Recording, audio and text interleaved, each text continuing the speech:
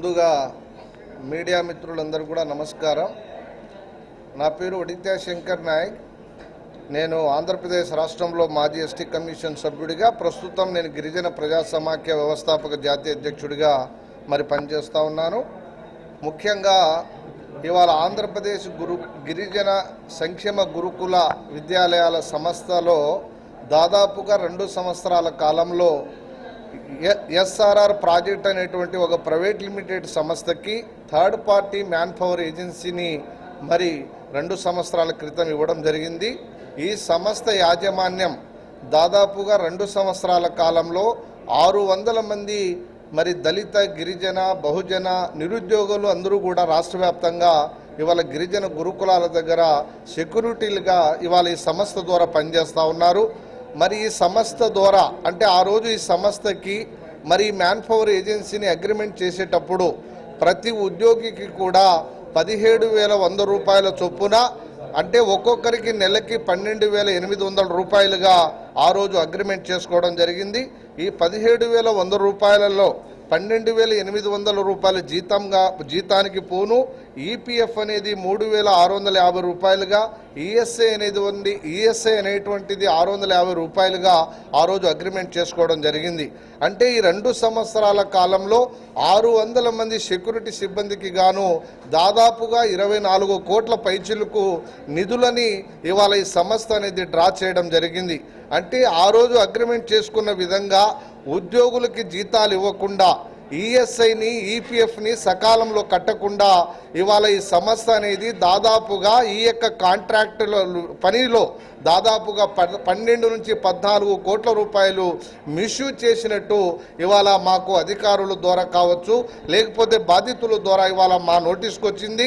అందుకనే ఈ సమస్యను వెంటనే పరిష్కరించాలని ఇవాళ ఎవరైతే 600 మంది ఈ గిరిజన గురుకులాల సంస్థ దగ్గర సెక్యూరిటీ సిబ్బందిగా పనిచేస్తూ ఉన్నారో వాళ్ళకి అగ్రిమెంట్ ప్రకారంగా జీతాలు ఇవ్వకుండా, ఈఎస్ఐని, ఈపీఎఫ్ని కట్టకుండా ఏ రకంగా నిధులని డ్రా చేశారని ఇవాళ మీడియా ద్వారా నేను అధికారులను అడుగుతా ఉన్నాను. అంటే ఒక నెల ఇలాంటి థర్డ్ పార్టీ ఏజెన్సీస్ని, అంటే మనం ఏదైతే అగ్రిమెంట్ ప్రకారంగా ఈఎస్ఐ, ఈపీఎఫ్ అనేది కట్టకుండా ఒక నెల కట్టకపోతేనే నెక్స్ట్ మంత్ని మన జీతాలు ఆపేసేటువంటి సిస్టమ్ ఇవాళ ఈ సమాజంలో, ఈ వ్యవస్థలో ఉంది. అంటే ఈఎస్ఐని, ఈపీఎఫ్ని కట్టకుండా జీతాన్ని కూడా పూర్తి స్థాయిలో 12,800గా ఇవ్వకుండా కేవలం మహిళలకి 7,000 రూపాయల చొప్పున, పురుషులకి 8,000 రూపాయల చొప్పున ఇవాళ ఈ ఏజెన్సీ ఇచ్చి దాదాపుగా 12 నుంచి 14 కోట్ల రూపాయలు ఇవాళ మిస్యూజ్ చేసింది. ఈ యొక్క సంఘటనలో అధికారుల యొక్క పాత్ర ఉంది, ప్రభుత్వ పెద్దల యొక్క పాత్ర ఉందనేది ఇవాళ పూర్తి స్థాయిలో మాకు తెలుస్తూ ఉంది. అందుకనే గౌరవ రాష్ట్ర ప్రభుత్వానికి ఇవాళ మీడియా ద్వారా బాధ్యత కుటుంబాల తరపున ఇవాళ నేను అడుగుతా ఉన్నాను. ఇప్పటికే ఈ విషయమై ఇవాళ చీఫ్ సెక్రటరీ గారికి కూడా మేము మెసేజ్ని పంపడం జరిగింది. అదేవిధంగా గౌరవ మంత్రి గారికి కూడా, గిరిజన సంక్షేమ శాఖ మంత్రి గారికి కూడా ఈ విషయమై వారి నోటీసులో కూడా మేము సమాచారాన్ని పంపడం జరిగింది. అదేవిధంగా ఇవాళ గిరిజన గురుకులం సెక్రటరీ మేడం గారికి కూడా కలిసి మేము విన్నవించాం. అదేవిధంగా గిరిజన ఇవాళ కార్యదర్శి అనేటువంటి ఎంఎం నాయక్ గారికి కూడా కలిసి ఈ సమస్య పైన వెంటనే స్పందించాలి, జరిగినటువంటి ఈ యొక్క సంఘటనలో బాధ్యులు ఎవరో నిగ్గు తేల్చాలి, ఈ యొక్క ఎవరు దీనికి పూర్తి స్థాయిలో అక్కడ ఉన్నటువంటి ఎంప్లాయీస్కి అన్యాయం చేశారో, ఈ అగ్రిమెంట్ని డీవియేషన్ అంటే దీన్ని ఎవరైతే పూర్తిగా ధిక్కరించారో వాళ్ళని ఇమ్మీడియట్గా చట్టపరంగా చర్యలు తీసుకోవాలని ఇప్పటికే మేము పలుమార్లు వాళ్ళకి రిక్వెస్ట్ చేశాం. కాబట్టి నేను మీడియా ద్వారా ఒక్కటే అడుగుతా ఉన్నాను సార్, ఈ యొక్క సంఘటన పైన రాష్ట్ర ప్రభుత్వం పూర్తి స్థాయిలో విచారణ జరిపించాలి.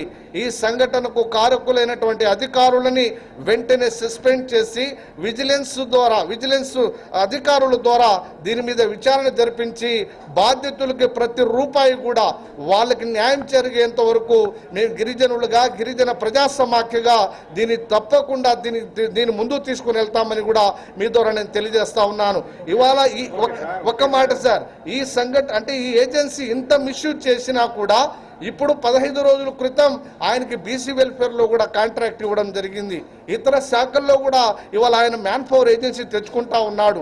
అంటే ఇంత మోసం చేసినటువంటి ఈ సంస్థకి ఇప్పటికీ కూడా ఆయనకి ఏరే సమస్యల్లో మళ్ళీ మ్యాన్ పవర్ ఇస్తా ఉన్నారు అనేది కూడా మా దృష్టికి వచ్చింది.